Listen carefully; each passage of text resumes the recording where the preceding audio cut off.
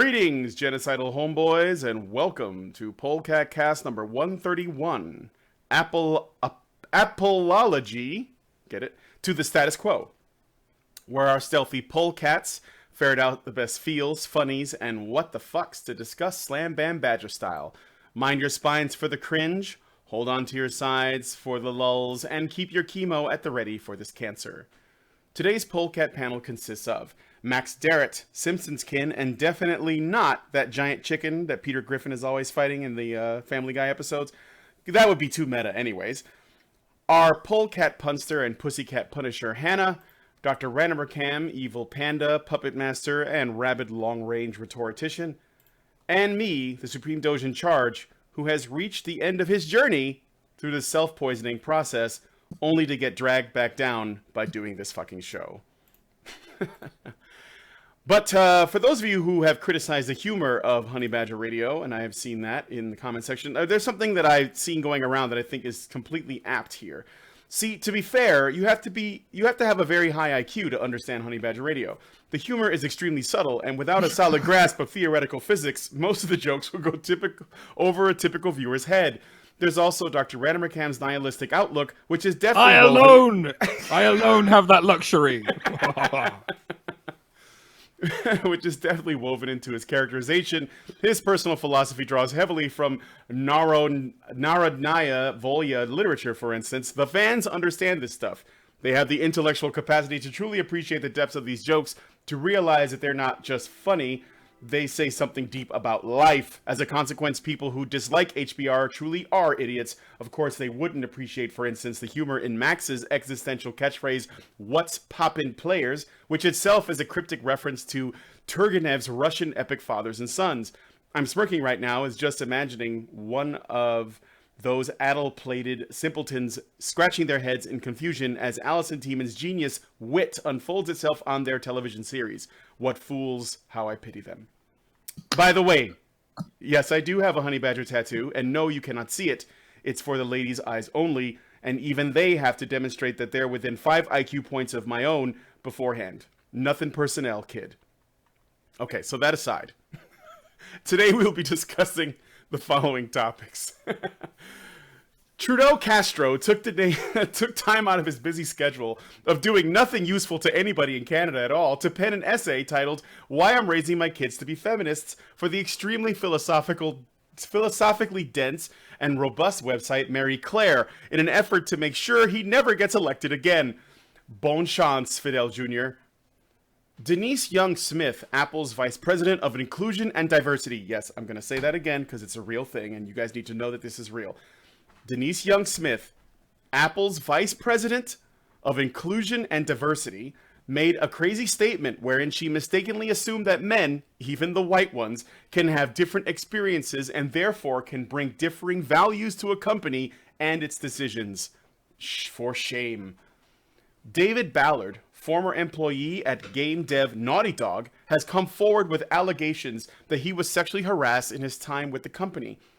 We don't know who was trying to crash his Bandicoot, jack his Daxter, or explore his uncharted lands, but we do know he was fired for his trouble. The Last of Us. Bastian Savaras, writer for Scientific American, a trusted source in real science news, has given us the real science advice on how to get more real science women in real science STEM fields, as opposed to the patriarchal sexism expressed by James Damore. Are you ready for the science answer provided by years of scienciness? Shut up, sit back, and listen. Can you feel the science flowing through you?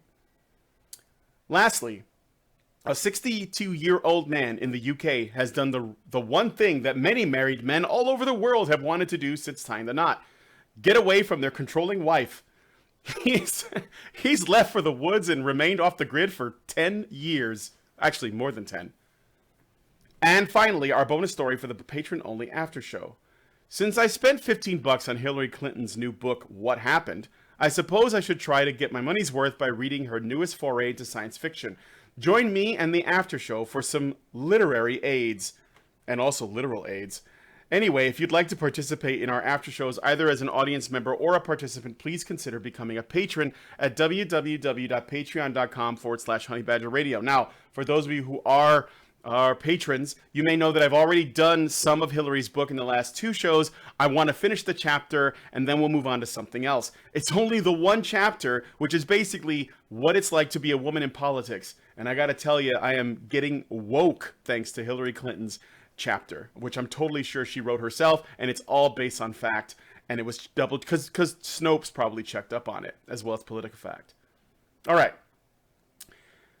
If you don't want to wake up one morning and find yourself unable to find our content because YouTube finally dropped the axe on our channels, or the guillotine, as the case may be, go to badgerfeed.com. That's badgerfeed.com. You can see it right at the top of the screen there over our lovely heads. We're going to be moving to a digest format for podcasting. So if you're interested in listening to this in audio format and still want to follow our uncut live streams, you will also be able to find those at badgerfeed.com. Just go to badgerfeed.com. All right, I've done my spiel. I know it was a bit long, probably wasn't that funny, but I thought it was, so fuck you. We're going to go ahead and give the floor over to Max Darrett as he takes us through the first story. Oh, yes. Ladies and gentlemen, just so you know, right before I begin reading this article for you, I'm just coming off of well, let me put it to you this way. You know when you're playing video games and you're about to win a match, but then suddenly your internet cuts out on you?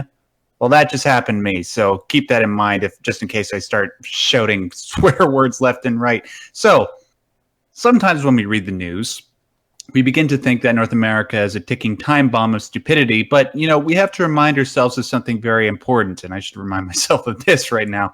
Compared to the rest of the world, North America is like heaven on earth. We have a lot of things to be grateful for, especially things we take for granted, like running water, heating, regular meals, that sort of thing. And this is the sort of thing I have to remind myself when I read cheap, lying, no good, brainless, dickless, hopeless sack of shit articles like this. So, last Wednesday, Canadian Prime Minister Justin Misogyny in Islam is Just Okay, Trudeau penned an essay on maryclaire.com. The essay was titled, Why I'm Raising My Kids to Be Feminists. And here are some choice quotes. And I don't say choice like Ferris Bueller says choice. Choice. Anyways. All of us benefit when women and girls have the same opportunities as men and boys, and it's on all of us to make that a reality. Our sons have the power and the responsibility to change our culture of sexism. Yeah, no shit. Quick reminder, guys. This is the same guy who, when questioned about attending a gender-segregated Islamic event, defended himself with the following quote. The fact is, the values that define Canada include respect and openness towards our full diversity. Indeed, understand that diversity is a source of strength, not a source of weakness, yada, yada, yada. By the way, I quoted that directly from him, and all the uhs that I put in there are when he said the uhs. Yep. With that quote in mind, let's move on. Here's another one. Feminism is the knowledge that when we are all equal, all of us are more free. Except for Muslim women, because I'm desperate to not be seen as a racist. I'm speaking from his point of view, supposedly. By the way, I want to note that Honey Badger Radio is currently gathering their information about this essay from The Guardian. And I have to say, The Guardian did more of a critical job than I would have anticipated. Check this quote out. As his government approaches 2 years in power, however, it has been criticized for failing to transform Trudeau's pronouncements on gender equality into concrete actions aimed at addressing the challenges facing Canadian women.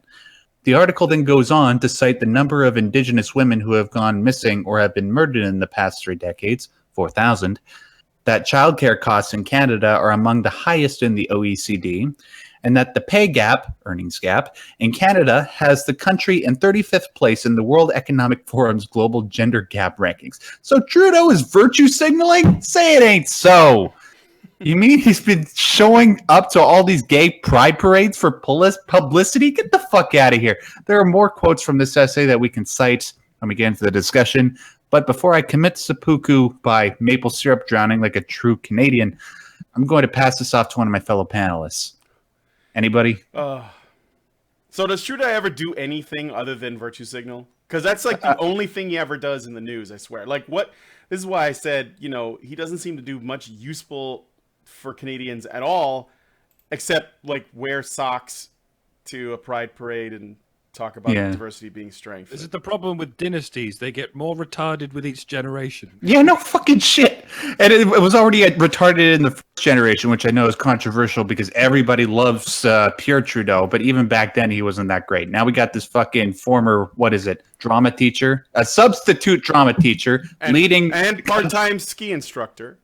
Yes, we absolutely can't forget That's that. super important. Oh, and he's stereotypically handsome.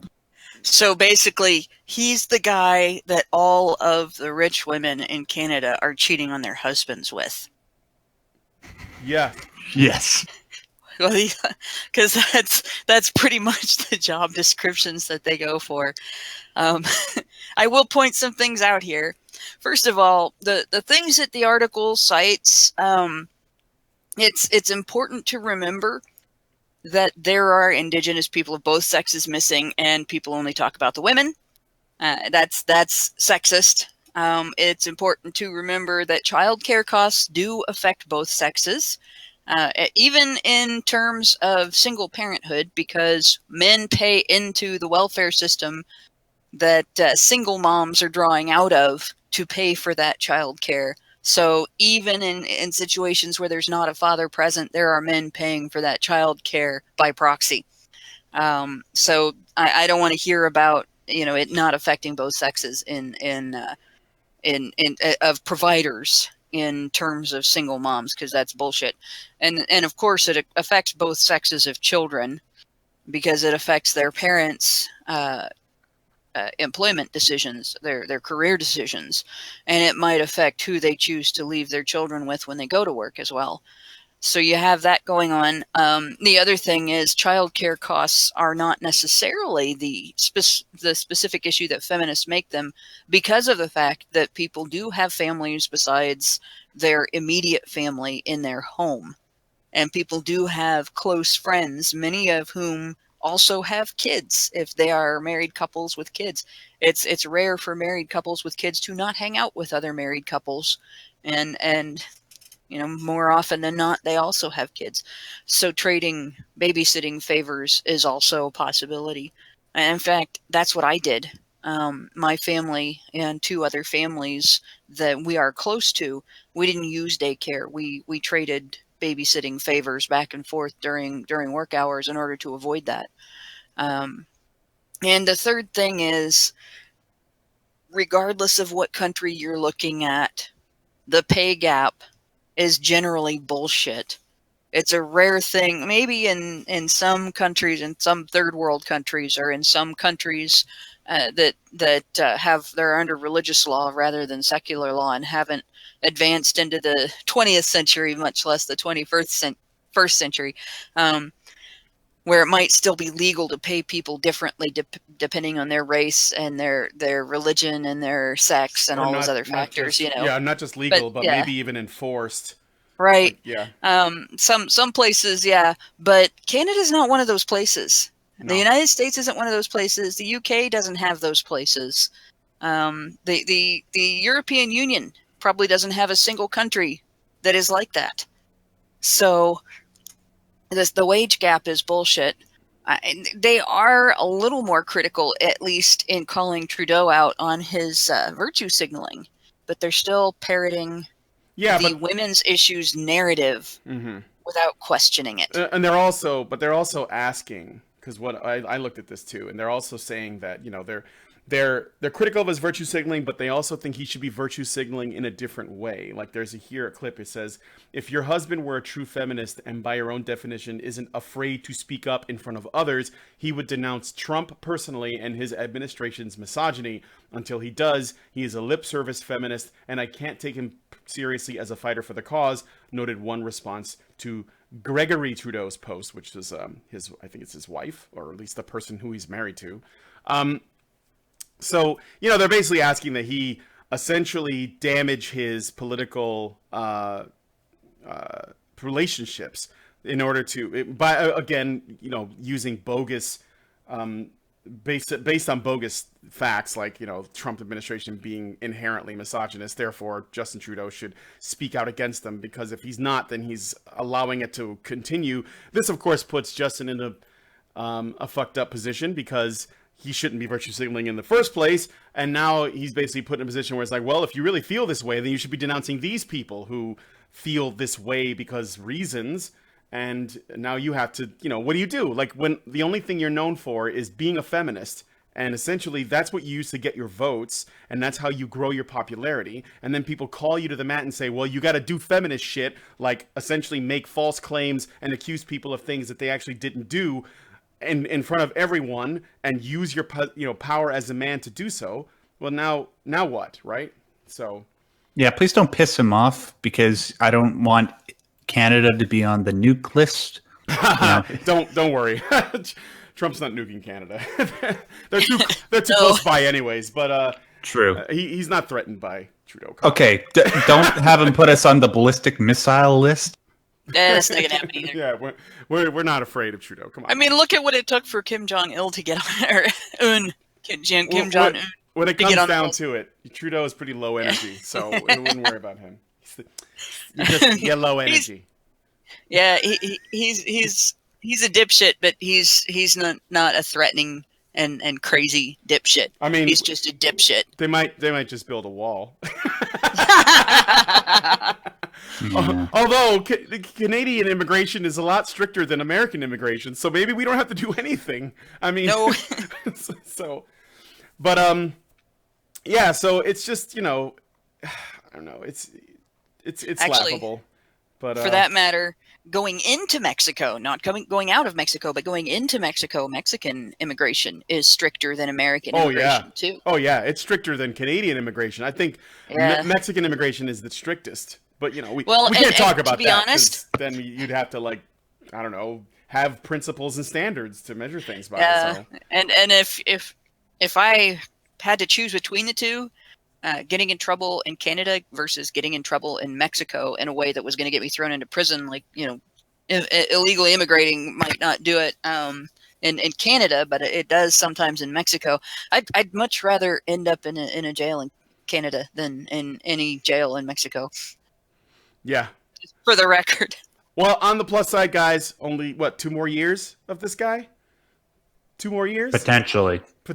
Until the next federal election. I have a feeling, I don't know, what the opinion of the Canadian people is, but I have a feeling that he has worn out his welcome, and that that you guys are probably going to see a serious shift in. That's my guess, though. I don't know, because the thing is, what got Trudeau elected in the first place? The only thing I can figure is his classically handsome looks, the fact that he looks like Fidel Castro, and suspiciously so, but nothing like his father, and the fact that he walked around saying he's a feminist and he knows how to fall down the stairs, and that's basically the only thing I know about him. I mean, when he grows facial hair, he looks like a musketeer. That's basically the extent of what I know about him. So yeah, and his father was Pierre Trudeau, which a lot of people hail as one of the greatest Canadian prime ministers ever, even though I disagree with that fact. His father. His father. His Faja. He doesn't look anything like his father, but it's ironic that he's now the guy that married women go off to fuck. Because he's the Mick Jagger of his generation. You could be your own father. It's like Fry. Oh, he's his own grandfather, but yeah. So I guess I don't know what else to say. So it's empty, but I thought it was worth sharing because I thought it was funny. And again, we're talking about the feminists eating each other. I actually wouldn't mind seeing Trudeau try to criticize the Trump administration, but I doubt it, because at the end of the day, Canada and America need each other. So he's not going to damage that. We got to make deals. We're going to make so many great deals. But he's got to be willing to play. So let's move on to the next story. Unless there's anybody's final thoughts on Justin. No? Okay. Nice hair. Yeah, it is pretty nice. Apple diversity vice president apologizes for so-called controversial statements. So, Denise Young-Smith, Apple's vice president of inclusion and diversity, attended One Young World Summit at Bogota. While sitting on a panel, the topic of diversity at Apple came up, for some fucking reason, in discussion. Smith said, quote, "I focus on everyone. Diversity is the human experience. I get a little bit frustrated when diversity or the term diversity is tagged to the people of color or the women or the LGBT or whatever, because that means that they're carrying that around. Because that means that we are carrying that around on our foreheads. And I've often told people a story. There can be 12 white, blue-eyed, blonde guys in a room, and they are going to be diverse too, because they're going to bring a different life experience and life perspective to the conversation. The issue is representation and mix and bringing all the voices into the room that can contribute to the outcome of any situation. So I focus on everyone, but I also focus on allies and alliances because, to DeRay's point, there's an incredible amount of power in those who have platforms or those who have the benefit of greater representation to tell the stories of those who do not. So whenever we can accomplish that, then that is a win for everyone. And I think that is something that people, that we all tend to, particularly those who protest things that we are fearful about, we can all win in this story. And so that's what I try to focus on at Apple, end quote. The part of her statement that ruffled feathers had to do with saying that 12 white men can be diverse because of their life experiences. After receiving blowback, Smith sent out an email to all Apple employees apologizing for her wrongthink. In her email, Smith said that, quote, "Last week while attending a summit in Bogota, I made some comments as part of a conversation on the many factors that contribute to diversity and inclusion. I regret the choice of words I used to make this point.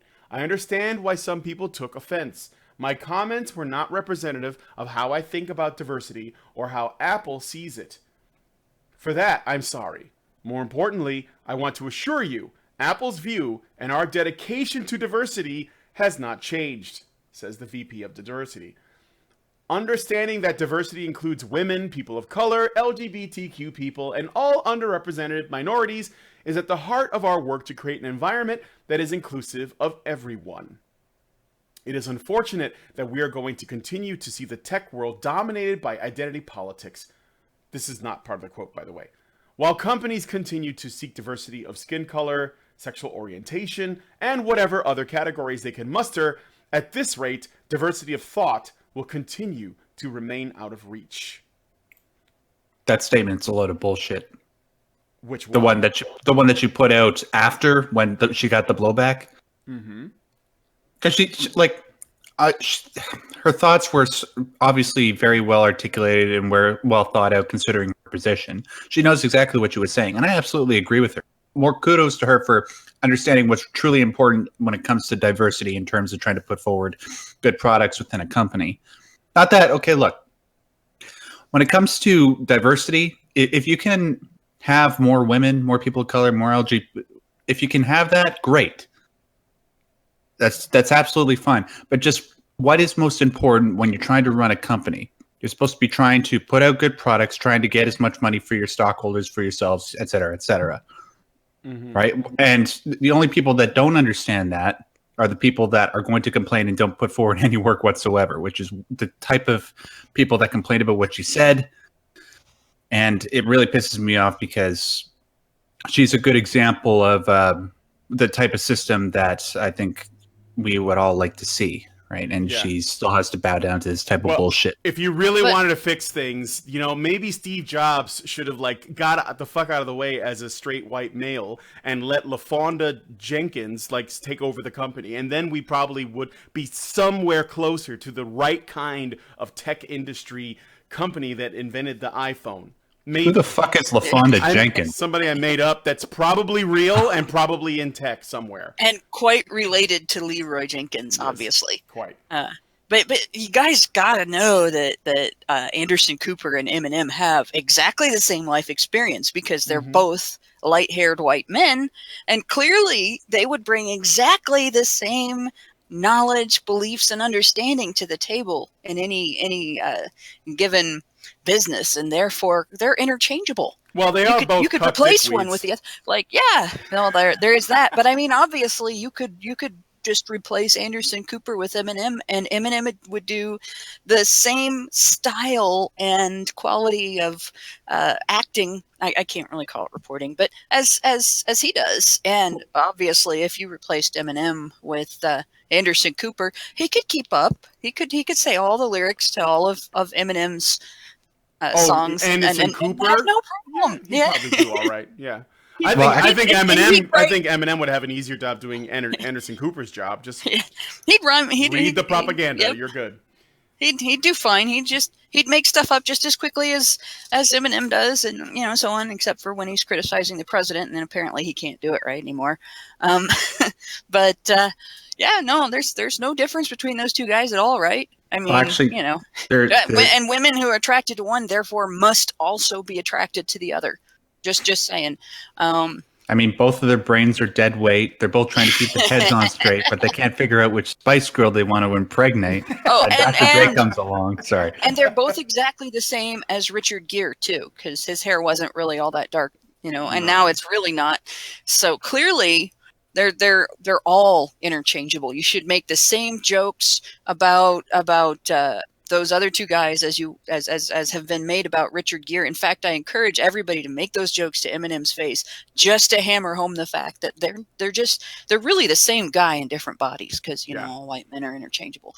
So Note the irony of a black woman who is the vice president of diversity at Apple that actually has an original thought that doesn't go along with the so doesn't march in lockstep with all the other people who are interested in diversity. Very interesting. And it's not like, if you're a business owner and you're hiring people to work for your company, that your goal is to find people who will increase your income in your company.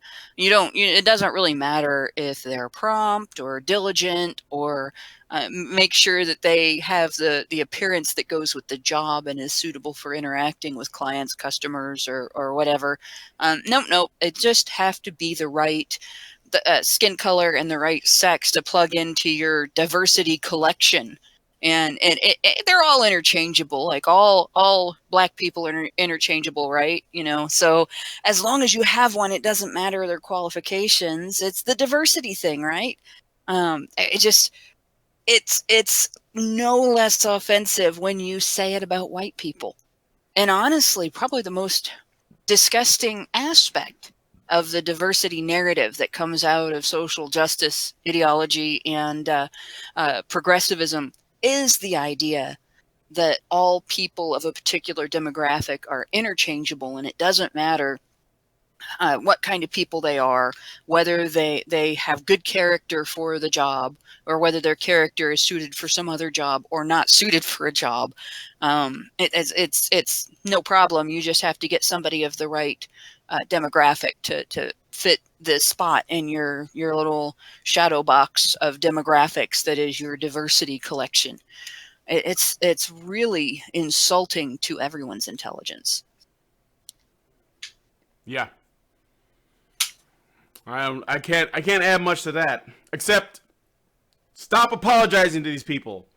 Stop apologizing to these people. Stop it. It never works out. Never. Okay, that's it. So, and also, if you guys were wondering, I'm sure that you weren't, but we know that there's, this ideology has been a problem in Silicon Valley. I went to the VR conference. I saw it there. Not everywhere, but I think it was, pretty much the predominant narrative. We know that it's in Google. We know that it's in YouTube. We know now that it's in Apple. So pretty much it's probably everywhere in tech. So there you go. I am giving him the knife hand. You can't see it, but I'm doing the knife hand. Stop apologizing to these fucking people. Stop it. In fact, I bet if somebody is completely unapologetic and they stand up for what they believe in and they have integrity and they say, no, I said this because I believe this, I bet your sales will go up. Because I think the reason why they back down, especially the people in these industries, is because they're afraid it's going to hurt their bottom line and they're responding to threats that it's going to damage their market. It's not, guys. I can guarantee you it's probably going to improve. If Twitter took a stand, they'd probably get more users. than things are now, where it's basically like almost all bots and ads, and then a few people shit posting. So just stop apologizing. All right, next story. Naughty Dogs at Naughty Dog. On the heels of the Harvey Weinstein sexual assault controversy, many have come forward to share similar stories about sexual harassment. David Ballard, an ex-employee of the Santa Monica, California-based video game company Naughty Dog, is one such individual. In case you guys don't know, Naughty Dog is known as a game developer well known for Crash Bandicoot, the Uncharted series, Jak and Daxter, and The Last of Us. I think that's basically the extent of their portfolio, although that doesn't really do justice. They actually make really great games. All right, so anyway. The former environment artist and multiplayer level layout artist accuses the company of covering up his case of sexual assault from early 2016. Ballard alleges that the sexual harassment he received from an unnamed lead at the company caused him to have a mental breakdown. He claims that after he alerted human resources to the harassment, he was then fired the next day. Ballard also claims that he was offered $20,000 in hush money if he signed a letter agreeing to his termination and not talking about the incident, which he declined. Naughty Dog has since come forward stating that they have no record of Ballard reporting any harassment to them. So I looked at this story. I thought it came out because, I mean, what happened here is you have the Harvey Weinstein thing, right? And I'm just going to talk to this real quick so you know why I chose this story. So the Harvey Weinstein story broke, and all of a sudden, everyone's coming out of the woodwork, and they're like, oh yeah, I was harassed too. And I saw this come out, and it was like the day, it was like just a couple days ago, and it was breaking at the time. I thought it was pretty interesting. Because it is related to video games, and it is a man talking about being sexually harassed. Which, while men have come forward, especially in the wake of this whole hashtag Me Too thing that's been going around, most of the time they get brushed under the rug, or women get butthurt, and they basically say, we're not talking about men right now, we're talking about women right now, even though we were originally just talking about sexual harassment, sexual assault, and even rape. But I thought it was interesting to point out, although there are some problems I have with the story, and I think that it's important that we are critical even when a man is alleging that this has happened. One is he didn't come forward before, he didn't take the money, so he probably could have gone to the authorities and made a case. Secondly, we don't know anything. We have essentially we have nothing except this guy's testimony that this had happened, and the first place he went to apparently was the media. So it does, there's a part of me that hopes that this is something real that we can use to shine a light on the fact that there are men that are sexually harassed, that are even sexually assaulted and raped. Obviously happens in the entertainment industry. Guys like Elijah Wood have spoken about it, Corey Feldman, Terry Crews, stuff like that. So we know that this is something that happens. But at the same time, when I look at the timing and the fact that there isn't a lot of evidence, and there's just this guy who's basically just saying that this happened, although the offer supposedly was really made, it makes it a little bit hard for me to just take it at face value. I'm a firm believer in the idea that listen and believe is just not a good enough case to make for listening to people who have been the victims of actual harassment or assault. But I don't think that that's a gendered thing either. If a guy makes the same claim, I'm going to be just as skeptical. So, but I still thought it was worth bringing up. So if anybody wants to respond to that or whatever, the story in general.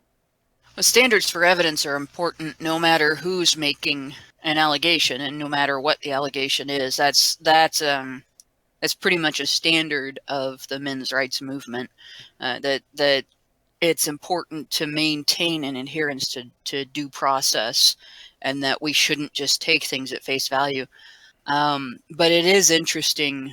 It is interesting to see the difference in the amount of attention this allegation got versus the other allegations. I think that's the good thing to look at too. Yeah. Yeah.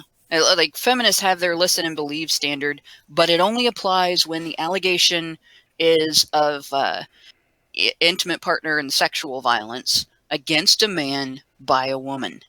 They don't want to listen and believe when there is an allegation against, anybody by a man, and they don't know whether that allegation is against a man or a woman. They're willing to make room for allegations against men by other men, but they're not willing to make room for allegations against women by anybody. And they're certainly not willing to make room when there are allegations of false allegations.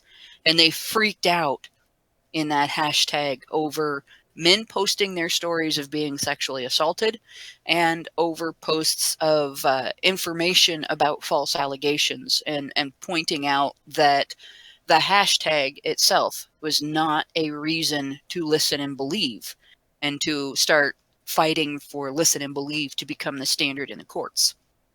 They don't want a conversation. They want to dictate the rules, and they want the rules to be, let's continue incremental attacks on due process rights. And we're going to use female victim status and accusations of male perpetrator status to do that.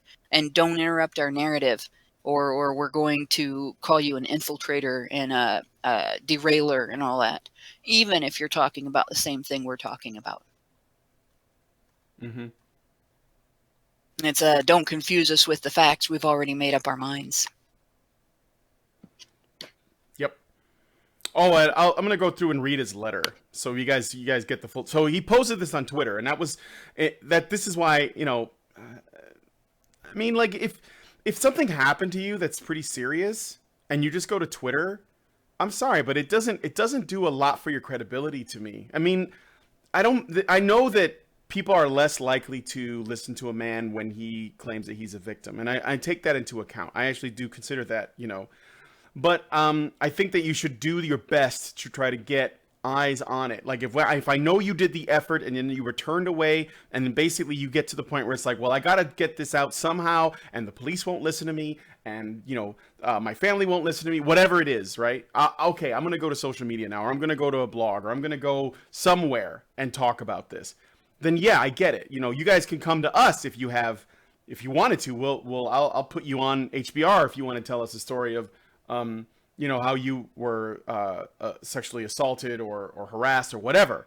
But if you just go to like social media on Twitter, you just put it out there, and you're just participating in a hashtag or something, even though it's shitty that people would turn you away because you're a man, or they say, oh, you're a man, you liked it, or whatever, or they try to figure out how they can blame men, like, oh, was it a man that did it? Because if it is, then we can have a conversation, whatever. But if you go to Twitter and do it, I'm just less likely to take you that seriously. I'm going to be more likely to be like, I don't know, are you just participating in this for the attention or what? Because it did get this guy an article put on PlayStationLifestyle.net, and likely other places as well. So I don't know. But here's his letter on Twitter.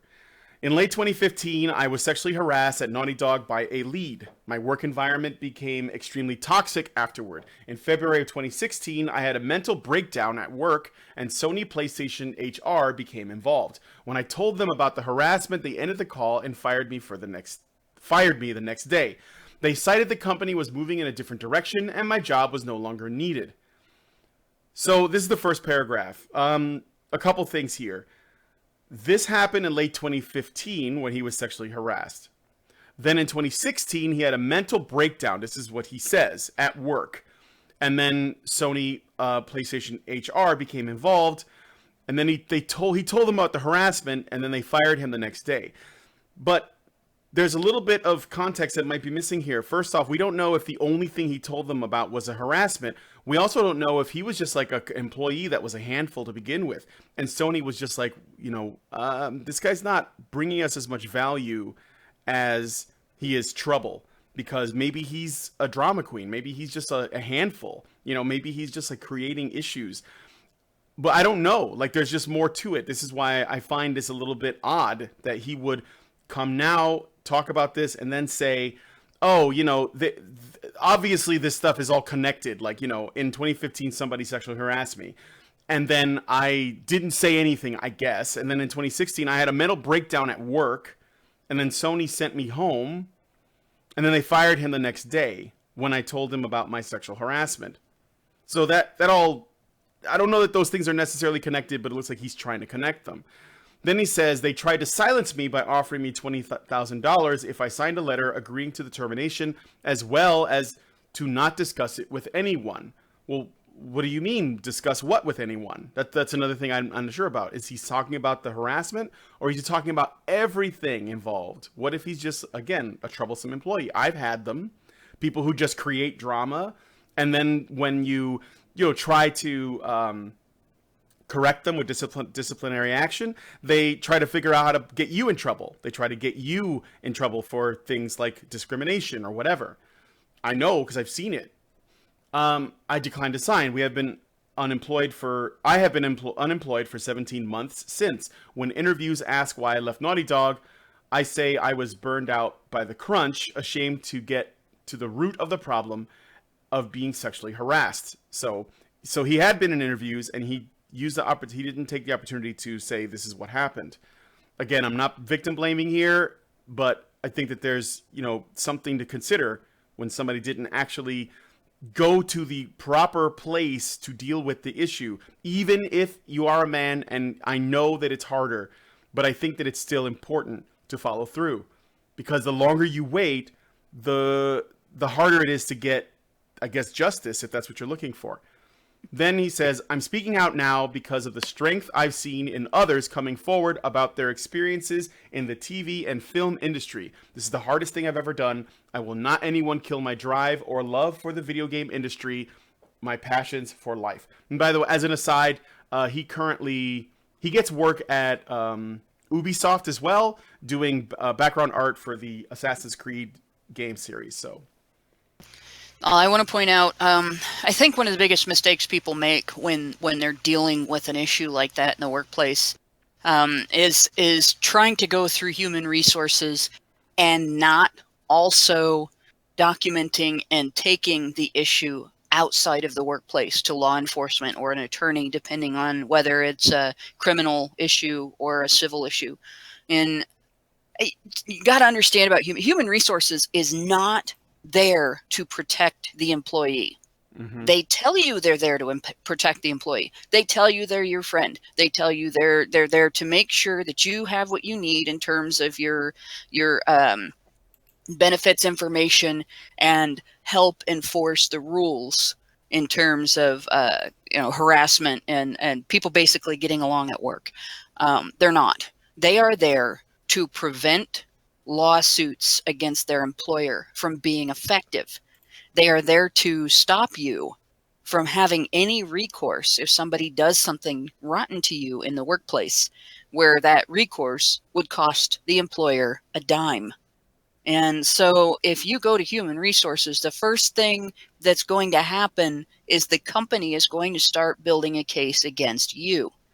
That is the whole reason that department exists, and that is every company's response if you have an issue in the workplace. So with this guy's experience, I'm not necessarily discounting specifically because he didn't go outside the workplace, because that is actually a common mistake. Men and women both do it. Mm-hmm. It does bother me that he blasted it all over Twitter, but didn't, and the internet at large, but didn't seek any legal recourse. And I think because if they canned him and then they offered him money and he didn't take it, then he could have gotten something. Like if he actually had a case, thing is, right? If they offered him money, one way that he could prove it would be to release that letter. Mm-hmm. And it may be that they showed him a copy and didn't let him take the copy. It's possible, because I've had employers do that to me, not under this exact circumstance, but under similar circumstances, with communications that, had I been able to show them of other people, it would have looked very bad for the employer rather than for me.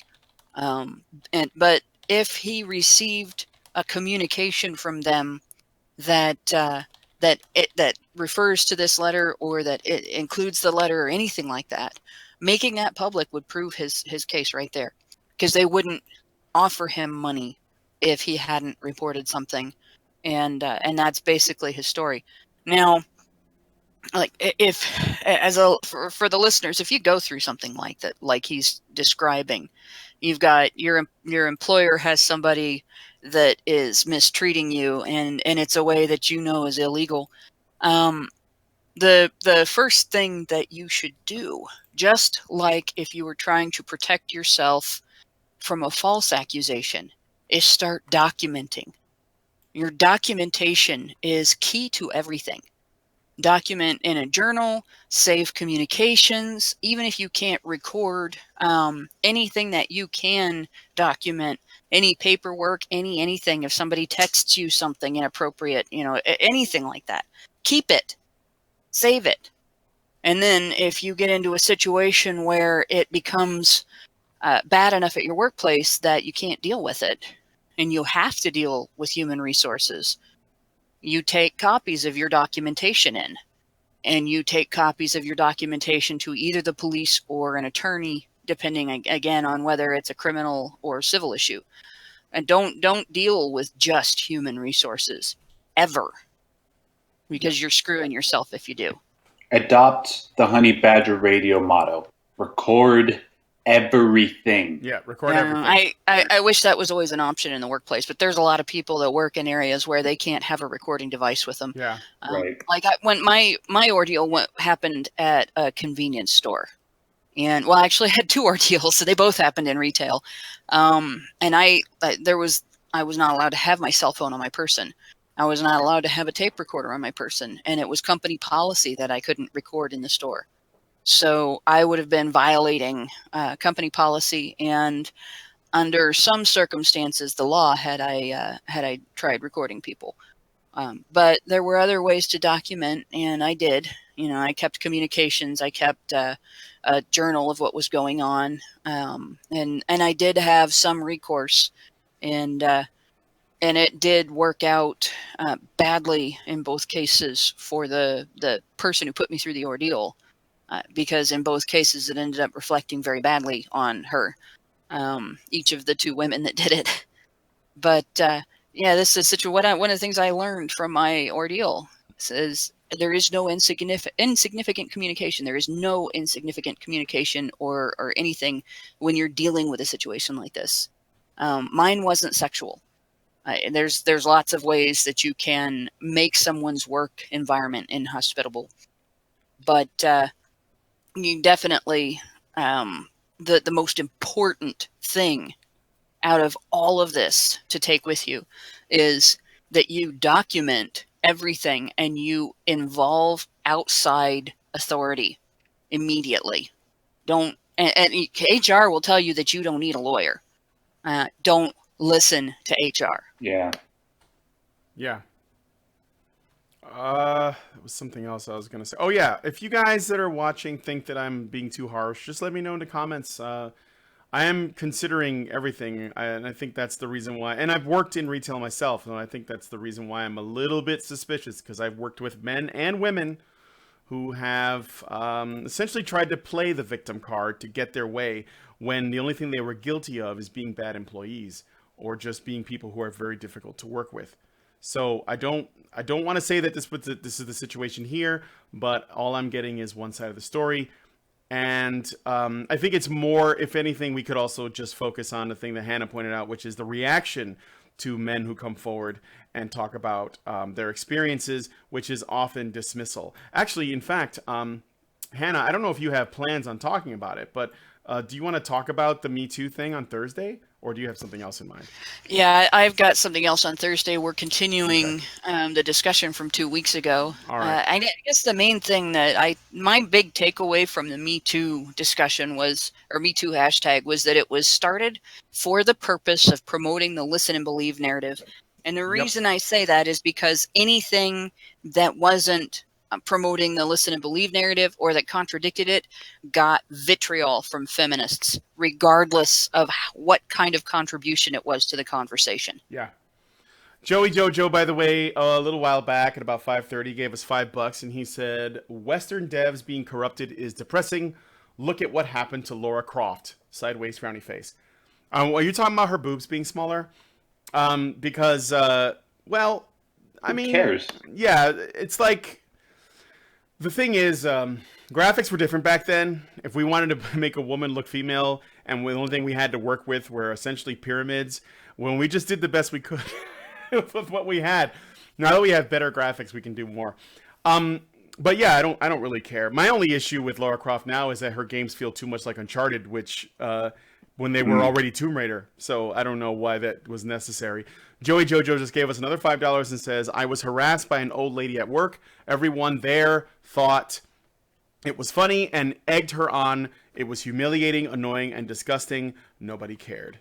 Wait. Hold on. So a woman harassed Mr. Jojo, and then there were two women that harassed Hannah. Are you telling me that women can actually be assholes too? Oh, yeah.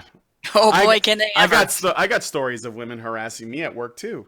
I do too. When I was, real quick, when I was 19, because I can't get this off my mind, it just popped into my head. When I was 19 years old, I had my first job. Maybe I was 18. I was 18 or 19, but I was really young. And I was quite the looker back then. But anyway, I was 19 years old. I had my very first job as a busboy at this little restaurant, cafe called Sweet Bean in the Gold Coast. So the Gold Coast is an area of Chicago over by the lake where all the rich people live, if they want to live in the city, not like as opposed to the suburbs. So there's like a lot of people who live in like really expensive condos and make a lot of money. Some sports stars live down there, stuff like that. And I worked in this little cafe part-time. And there was this woman that would go to brunch every Saturday, I think it was. Saturday or Sunday morning. I think it was Sunday, actually. She would go to brunch, and she would get drunk first thing in the morning on, like, what do you call those? Bloody Marys. And she would hit on me, like, hard.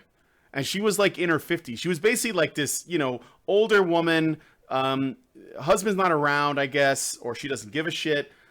And she just gets wasted every weekend and hits on the busboys. And I was the only busboy that spoke English there. I was the only one.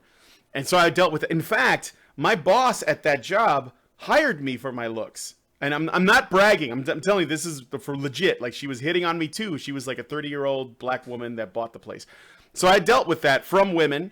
And I got it from men because I used to live in Boys Town, which is this gay neighborhood. And there were a lot of guys that would just, like, talk to you, too. But I mean, whatever. Like, I didn't go on and fucking tweet out a hashtag about it. It's just like, it's part of life, man. Everyone does it and it happens to everyone. So what? If you don't want to get harassed, like, master the art of the virgin walk. I've got it down there. Don't walk like the Chad, walk like the virgin, and they'll leave you alone. Walk like a virgin. That needs to be a parody song. That definitely needs to be a parody song. I gotta say, I witnessed that type of behavior myself against guys, and it seemed to disproportionately hit guys of a Hispanic background at the hands of older white women. I'm assuming there's a thing there, but this is something that I watched happen at multiple workplaces.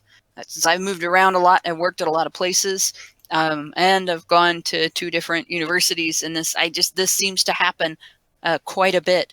Older white women hit on it's nutty, and I'm like, geez, I'm gonna get old and I'm gonna develop a sudden attraction to just specifically guys with a Hispanic background, but. No, this I noticed, and then I also noticed tall guys, really little old ladies will be absolutely scandalous toward tall guys. And there was a young man that I worked with that for a short time that like he couldn't wait on an older woman in the store without getting either hit on or having an inappropriate comment made that would turn him beet red because you didn't expect an old lady to talk that way. And so this is like, you're like, grandma, and this guy was maybe, well, I guess he was about 24. So it's a common thing. It's not a one sex thing. And I wanted to repeat, what I went through at the workplace was not sexual harassment. I had 2 female managers, 2 separate workplaces that did not know how to exploit a competent employee's willingness to let their competency be used to make the manager look good. So what they did instead is anytime I did something better than they would have done it, or I knew something they didn't know, or I looked really good for something I did in front of the district manager or the regional manager, and they didn't think of it. It didn't occur to them to say, "Well, yeah, I put her to that task. I put her in charge of that. I'm the one that has her doing this job." No, it was she's showing me up. I have to be offended by this, and it turned into a rivalry that was unnecessary and irrational. And in both cases, that affected everything else, every other response they had. In the first case, part of it was opposition to my being an active witness in a case that she opposed happening. I was a witness in a false accusation case that went on for 7 years. And the boss at the convenience store, after a series of managerial changes, I landed with this woman who was a fundraiser for the domestic violence victim advocacy agency that was supporting the false accuser. So she did not like that I was willing to testify in that case and going to court and waiting to testify in the case. And she interfered with my job because of that. The second one actually violated our work safety policies in relation to us not getting robbed when we were making the nightly cash deposit, and got caught. And the reason she got caught was because I didn't violate the policy, and she held it against me for the rest of the time we were there, and she actively worked to get rid of me. So both times it was ego, not a sexual thing at all. But it was very vicious and very bitchy, and it probably would have been easier to deal with sexual harassment than it was to deal with that. Mm-hmm. So yeah, women can be really horrible in the workplace. Absolutely. And yeah, and in both of those cases, like I said, the lesson that came out of it was document and involve an outside agency, because your workplace, your union won't even help you with stuff like this in a lot of cases. If you work in retail, don't expect your union to help you with a case like that, because they don't care. So you have resources, guys. You don't have to deal with this crap. And there's very comprehensive ways that you can make sure that you get justice for yourself. Mm-hmm. And in fact, familiarize yourself with the Equal Opportunity Commission's page on harassment law. Yep. If you Google search it, it'll come up. But it's I put the link in our chat, and if we want to have it in the low bar, it's available to put in the low bar. All right. A couple things before we move on. One, send us a tweet at HoneyBadgerBite, or you can just send it to me at Zanamaru, Zanamaru. I want to know what a virgin walk looks like. So hashtag virgin walk. Send me something. Describe it, or maybe send a GIF. I don't know. But what does a virgin walk look like? That's first. It's a meme, yo. It's a meme? Oh, no, I haven't seen the meme, no. Yeah, there's parodies of it all over Twitter. Oh, well, now I'm... Virgin walk and someone as the Chad walk. Oh, the Chad walk and the virgin walk. It's only a couple of years old, but it's gaining some steam. Wait. Look up virgin walk. You'll find it. Have you ever seen Monty Python's Flying Ministry of Funny Walk? Silly Walks? Ministry of Silly Walks? Yeah, that's the virgin walk. or it's the Alpha Walk. I don't know. Yeah, I guess. John Cleese probably crushed some ass, especially after that skit. But so that was the first thing I wanted to say. The other thing before I move on to the next story. Oh, shit. I'm losing it, and it's gone. Never mind. I smoked too much. So let's move on to the next story. So how STEM has failed women. In a Scientific American blog, Bastian Suarez advises what men can do to get more women in STEM. Shut up, sit back, and listen, he says. Quote, in other words, pay attention to women who have stories to tell about how STEM has failed them and learn how you can make a difference. End quote. As we already know, women are the minority in STEM positions. But unlike Savaras, most of us aren't disheartened by this fact. As a man in STEM, he blames himself, as he and other men have the obligation to step back, shut up, give women space, and listen to them. He argues that women are interrupted more than men, and that to help solve the problem of less than 50-50 gender split in STEM, men should both listen more and check the gender breakdown of the authors they read. I'm all for checking for bias, especially in scientific work, as is what the author of this article believes he is doing. However, I'd argue that he is adding a bias by prioritizing a person's gender over their merit. In order to be objective, you cannot look at men in STEM as the problem. Your premise is wrong. I'd suggest asking why some more, without your sexism glasses on.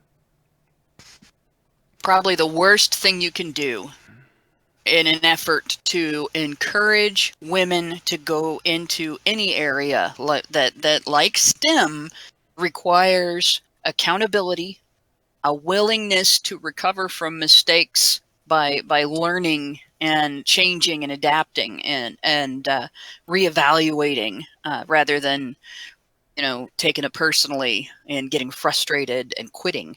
Any area like that, any area where the sake of the challenge is your sort of your motivator, and the fact that you're in it to learn new things and create new knowledge and discover things that people didn't already understand, figure things out people didn't already understand, build things, make things, and so on. Your whole reason for being there is sort of the antithesis of being coddled. Mm-hmm. If you want to encourage women to go into that type of environment, coddling them is the worst thing you can do. Don't coddle ambitious women. It's stupid. You push them. It's yeah. And like, encouragement is all good, but push them in ways that hold them as accountable as you would hold a man. Yeah. And this is something that, like, feminists are demanding something that is actually counterproductive to women going into STEM. It's counterproductive to women succeeding in life. The idea that we can't handle being told that we don't know what we're talking about when we're talking about something that someone else knows more of. The idea that we can't handle being told that we got something wrong, or that we have to try again, or that something isn't working. That's bullshit. It's ridiculous. It's insulting to both sexes, and it's not productive. And it's not going to achieve the stated goal. It's going to do the opposite. It will reduce women in STEM because it'll reduce their ability to succeed in it. And it'll also tear down STEM because it'll create an environment in which the accountability factor and the challenge factor will become viewed as toxic when they are the thing that drives those professions forward. I got to get in here real quick. Some people in the chat are basically saying that there's a lot of lag in the YouTube one. I'm monitoring it. It's not showing any interruptions, but the Twitch stream is way stabler. So go to Twitch TV, to twitch.tv/honeybadgerradio. If we get everyone migrated over to Twitch, that would actually make me happier anyway, because I'd rather not even rely on YouTube. So just go to Twitch. If we get enough people, I'll make that the primary platform eventually. But yeah, go to twitch.tv/honeybadgerradio. Make that the place you go. So just go to Twitch. It's going to work better. It's going to be, that was the thing I wanted to say before and I forgot about thanks to Weed. But just go there and you'll have a much stabler internet connection. And to add on to what Hannah said, one other thing. I would definitely go with all of that I agree with everything that she said. And I would also add that if you do all that and you don't have a 50-50 split, male and female in STEM, stop fucking worrying about it. It's not because of something that you're doing. It's because women are not interested. Women have the ability to make choices, and they're just going to choose what they want. And it just so happens they don't tend to go into STEM. It's just and the ones that do should definitely be measured on their merit and not be put in there because vagina. They should be in there for the same reasons that men are. It reminds me of the film Whiplash. I'm sure Max has seen that one. It's about not my tempo, Brent. Not my tempo. But it's for those sounds of you painful. No, Whiplash is a movie about a boy who wants to play the drums, and he has this music teacher that's an extreme teacher, like super harsh, right? He is so hard on him, and he treats him so poorly that the boy, determined to essentially to be the best. At first, his whole thing is he wants to please him, and he can't do it. But by the end, he does it for himself, and it ends up pleasing the guy. But it's kind of a painful thing to watch in a way, because you're like, man, this music teacher's such an asshole. But when it's over, you're like, I get it. I understand why, and I was thinking to myself, could and this is like as an aside, could you even make a movie like that with a woman in it, where there's a woman who's trying to do something and she has like an instructor that's so hard on her, and it's not because she's female, it's just because this person has extremely high standards and believes that this person can do it, but they just need to break that ceiling, You could. I think you could, but I don't think that it would be considered okay. In fact, there's one I'm thinking of, and I can't think of the name of it. Cinderella? G.I. Jane? No. Actually, no, it's none of those.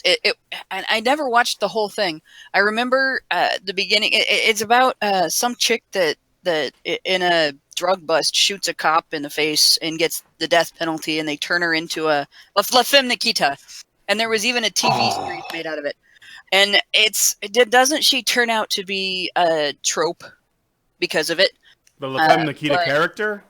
Yeah, the character and the style of the character. But she was supposed to have this no, Oh, Click Accept said no tolerance. Real quick, Click Accept said $1 Million Baby he thinks could be another example.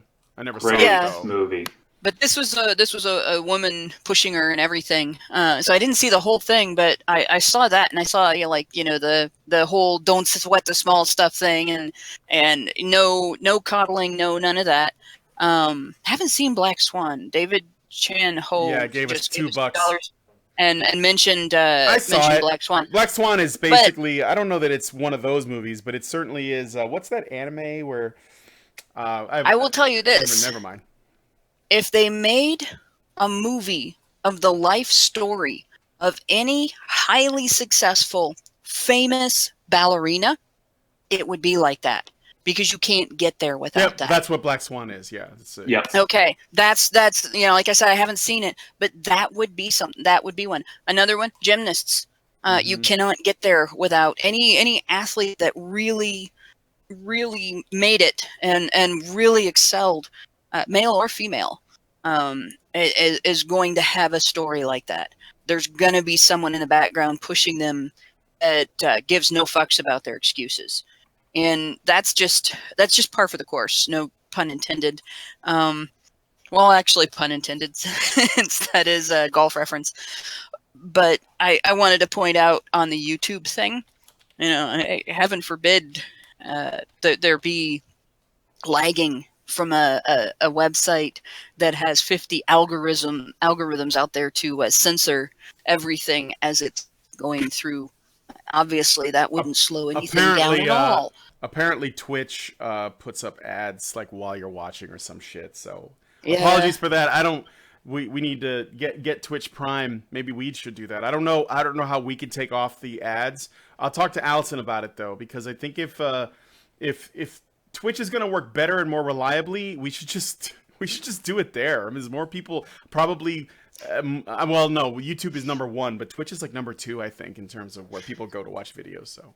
Yeah, and honestly, I agree with ditching YouTube because it's killing itself at this point. It's slowing itself down. It's treating its users that the site made an agreement with everybody, and then on basically a whim, whether it was under pressure or not doesn't matter. On basically a whim, without any consultation or input from the users at all, they basically fucked everybody over. Especially the small channels, because they're demonetizing everybody or limiting everybody's monetization without recourse. Because if you don't get 1,000 views a day, you can't even get considered for having that undone once it happens to your channel. So why use YouTube if we don't have to? They're pretty much a dying platform at this point for anybody that isn't, making fluffy kitty videos or in political lockstep with Google. I notice this is not happening to feminist videos. I've got some videos that are demonetized that are responses to feminist videos. The videos I responded to are not considered controversial, and they're not considered inappropriate for advertisers, but my responses to them are. So that tells you they're taking a political side right there. Yeah.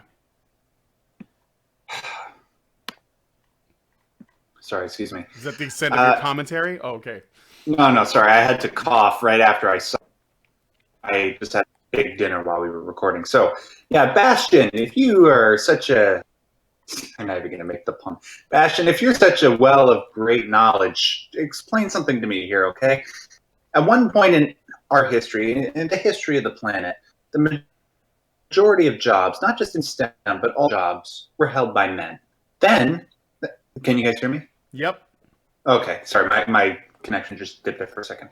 Then, thankfully, thanks to feminism back when it was actually accomplishing great things, women started to go into various different aspects of the workplace. They went into and even into science. Like when it comes to biology and nursing, you see women everywhere. So what is it about the fact, like engineering and mathematics, that is pushing women away from it? Maybe the fact that it's really fucking hard.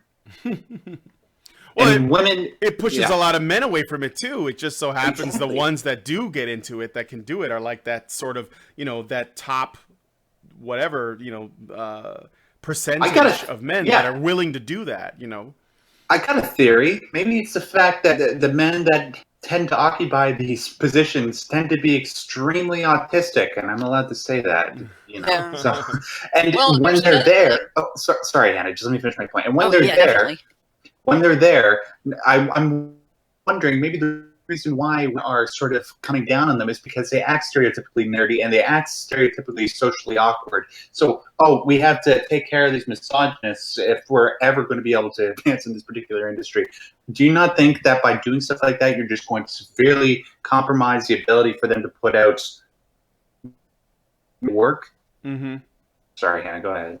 Actually, it may be, if women are being pushed out of STEM, and I know feminists have made the claim that there are fewer women in STEM now, by some standard or another, that there are fewer women in STEM now than there were in its earlier incarnations. And it's possible that's true. And I think the feminization of education might be part of the reason why. When school was geared more toward active learning styles rather than having it be rules oriented, I guess, rules lawyering oriented, and when it wasn't designed to coddle little girls in the way that it is today, girls basically had to adapt to the environment. And the idea that girls were behind boys in school, I think, is bullshit as well. I've looked at various bits of research on that. I've looked at various analysis of that research, and it doesn't really pan out that girls were not learning. There were other social things going on during the earlier parts of the 20th century that sort of confound drawing the conclusion that the education system wasn't suitable for girls.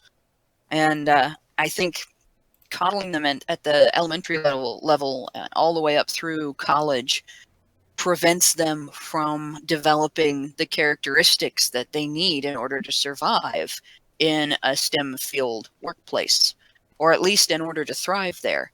And there may be another issue, because girls are being pushed into STEM by the education system, whether they are interested or not.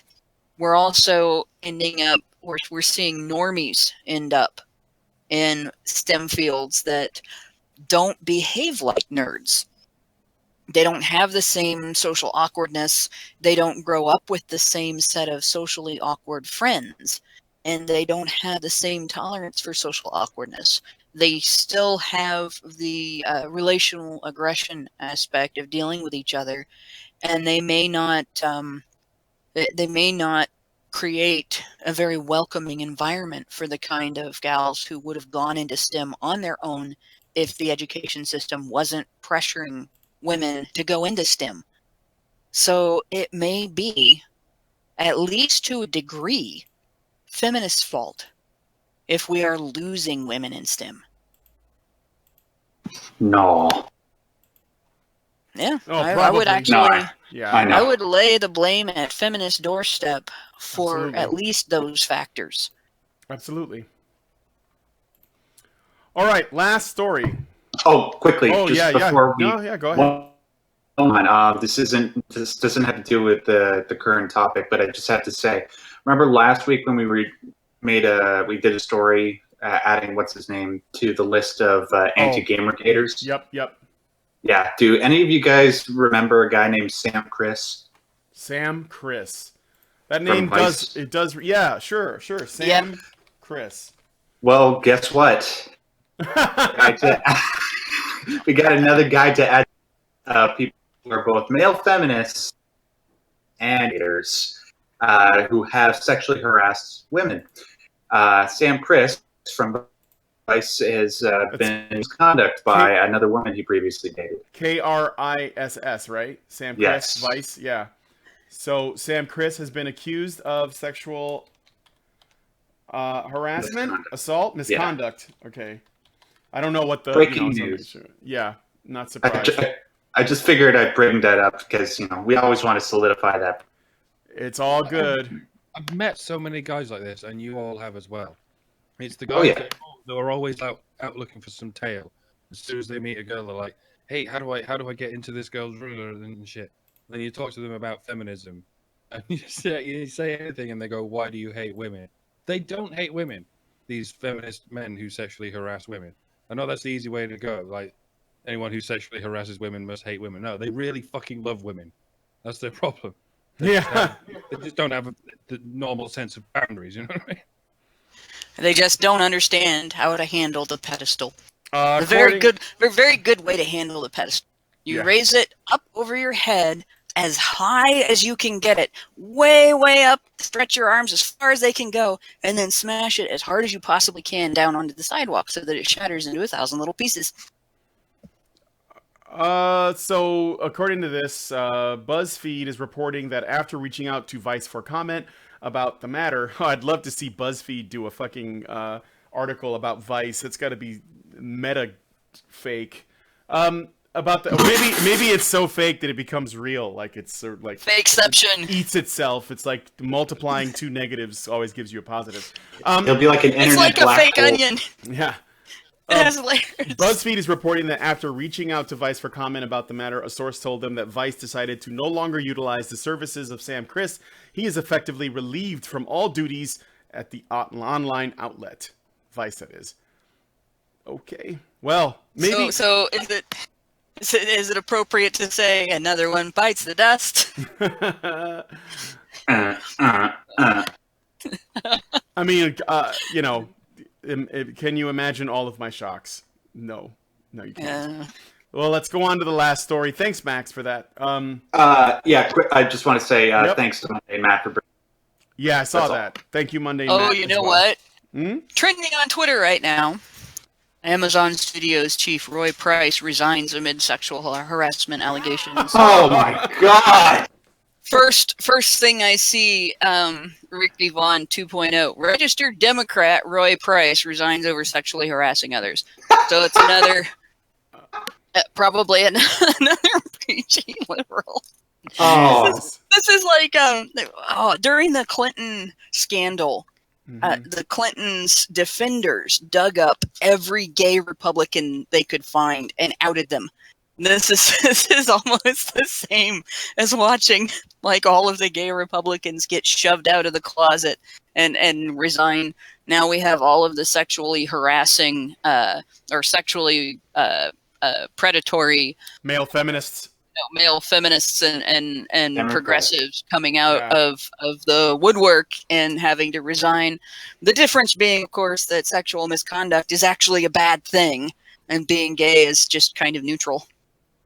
Yeah, thanks, Gawker. for outing Peter Thiel, but at least the guy hasn't been accused of anything yet, like this. So Yeah, and Peter Thiel kicked your ass. yeah, twice he did it himself, and then he helped Hulk Hogan do it. All right, so last story. This one was put in for the lulz. I figured we'd end on something lighter. UK man hides from girl for over 10 years. A UK man hid in the woods from his controlling wife for over a decade. Malcolm Applegate, 62, left for the woods one day, 62, camping for 5 years while maintaining the gardens at a local community center for the elderly. Gardening was what started the relationship problems he had with his wife. According to the Yahoo.com article, Applegate said, quote, "The controlling behavior started to get out of hand, and she demanded that I cut my hours. After a long time trying to stay in the marriage, I decided to leave for good," end quote. After camping out and gardening in Birmingham for 5 years, he set out on a 3-week journey to London on a bicycle until it was stolen, and then on foot. There, he eventually moved into a South London homeless shelter, working odd jobs and raising money for the homeless. After a decade, he broke the silence to his sister, who had assumed that he had died, but there is no word on his wife. You know, if you're ever having problems in a relationship and you wonder if it's you or the other person, a really good clue that it's you is if the other person is willing to become homeless and let the rest of their family think they died to get away from you. Yeah. And a gardener. Like he probably enjoys it. For me, for me, I have all the allergies. So just to think of becoming homeless and then having my job be gardening and or landscaping, I actually, you know what? To be honest, I was just about to say, I might take the abuse, but no, I'm just kidding. That's absolutely terrible. I obviously would take what his option was. This man is clearly a domestic abuser. This is surely some kind of category of domestic abuse. Not running away from your wife and becoming homeless just to avoid it. I mean, that's some deep psychological scarring he's committed to this poor woman. I wonder that she didn't have him declared dead. That's kind of, or have the cops hunt him down to make sure he wasn't dead or something. I mean, you would if my husband vanished, I would be very worried. Yeah, I don't know. I mean, there's not a whole lot of other details. But I do find it interesting that a guy at his age, when he ran away from home, apparently did a lot more constructive stuff. First off, he managed to survive out in the middle of nowhere for 5 years, off the grid with nothing. Then kudos. It's at his age too. Then he goes into a homeless shelter and ends up helping out there. So he's working jobs and raising money for the homeless. So he actually did probably a lot more constructive and fulfilling work doing that than when he was at he was a retirement home, I think, before that. So he was probably feeling pretty restless to begin with. And maybe gardening was the only thing that made him feel like he was, worth anything. Like a man typically feels self-worth based on the actions that he does. So even if it's not for someone else, like a selfless act, but maybe he's building something like a garden, but if his wife is basically trying to take that away from him for whatever reason, well, yeah, I mean, he's probably going to seek it out somewhere else. He looks pretty happy in this photo. I don't know if it's because they found him or because, he managed to get away. I wonder if he stayed away long enough that she keeled over. I have to look that up. I'm kind of curious now. I'm not taking any pleasure in this, but I thought it was pretty funny. So I'm going to look up this guy's name while you guys are, if anybody else wants to say anything else. Just of interesting note, and the reason I caught this is because there was actually a scandal in a local community in northern Ohio that was around a guy with the same last name. This guy's name, Applegate, is the perfect name for naming a scandal. After a garden. Where has he disappeared to? Applegate. Hashtag Applegate. Hashtag Applegate. And speaking of hashtags, I've been sort of scrolling through this Roy Price thing. A user, Josh Kaplan, has posted a picture of Roy Price and Harvey Weinstein together at Park Hyatt Hotel on June 6, 2017 in New York City. Oh, So apparently they were at least a little associated. So yeah, this is interesting. I guess there's much more to see about this. I haven't seen any other confirmation of Ricky Vaughn 2.0's assertion of his political affiliation. It's not being reported, but there are several news sources reporting on the story, so maybe one of them will report that. Hopefully, a good thing that comes out of this whole Hollywood scandal is that something will become unearthed. We start to see this, I don't know, underground network of people within Hollywood that use their power and influence to sexually harass innocent people, or if not that, maybe something like the supposed underground pedophile ring that has been alluded to by what's his name, the guy from the Lost Boys, yeah, Corey Feldman. Corey Feldman. Yeah, Corey Feldman and Elijah Woods, that sort of thing. Yeah, the bad thing is there's not a whole lot of mainstream press investigation of this, and there's a lot of also Sean Young. There's a lot of Demi Moore whack job investigation of it mixed in with legitimate like investigative reporting type investigation, and it's very difficult sometimes to sort through the whack job stuff and the legitimate stuff. But so you hear about things like the Pizzagate controversy, and it gets dismissed immediately because there were whack job things that came out of that. But there were also legitimate things that came out of that. And there were legitimate questions that came out of that aren't being addressed because everybody highlights the whack job stuff. And Anonymous has referred to this as well. And I mean, they've got a whole project regarding not just Hollywood and American politician pedophilia, but worldwide wealthy people pedophilia and politician pedophilia that they've been addressing. So yeah, it's a big thing, and it does exist, and it is a serious issue. But I don't expect the mainstream media to address it until they have no choice. And I have a suspicion that it's probably when the mud splatters or when the shit splatters, the media is not going to be clean. By the way, to follow up on this Malcolm Applegate story, I have some other quotes. So he was in an interview. He said, "I enjoyed my life, but when I heard about E-Mouse, I hope I'm not butchering that. I'm not really sure.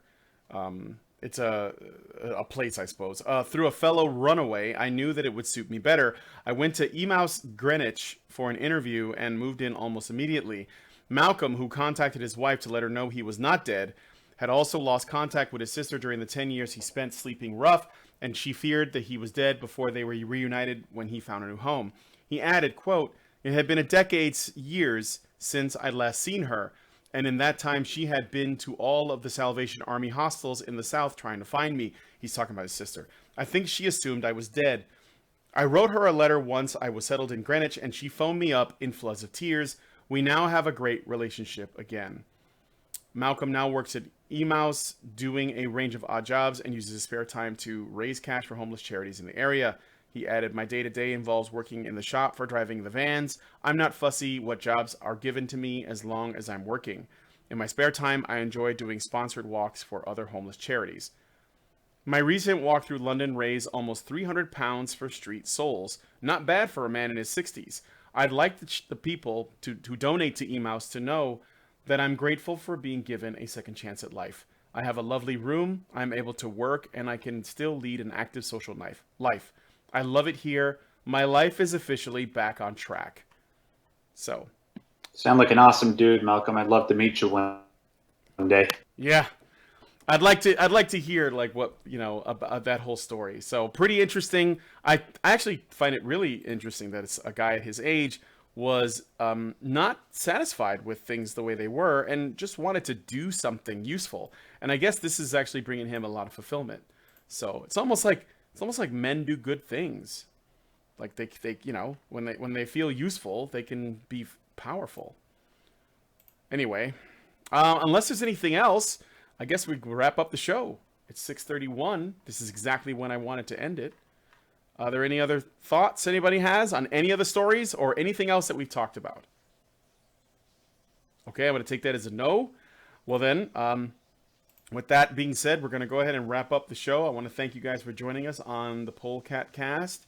We're going to go into the after show where I'm going to be reading from Hillary Clinton's new book, What Happened, for as long as I can take it. I'm just going to try and get through the chapter. And if you guys want to be a part of that, you know what to do. Go to Honey Badger, the Patreon. Sorry, wait, what is it? Yeah, patreon.com/honeybadgerradio, and become a patron. A few bucks gets you into the Discord. A few more gets you part of the show. So you can join us in the after shows. And it is a good time there. We have lots of great people, a lot of regulars. So yeah, do that. Also, as far as Twitch goes, I noticed that some people are asking how they can do super chats in Twitch. I don't know. We may have to turn those on. I'll talk to Allison about it. She manages the accounts. So, but we will have it ready for next time if there is a way for us to do so. Maybe we need a certain number of subs. Sometimes it's like that. I know YouTube's like that. So anyway, want to thank my co-panelists, Mike, Hannah, and Max, for coming on the show today. And I want to thank you guys, especially for tuning in and watching. We'll see you guys on the next Polecat Cast.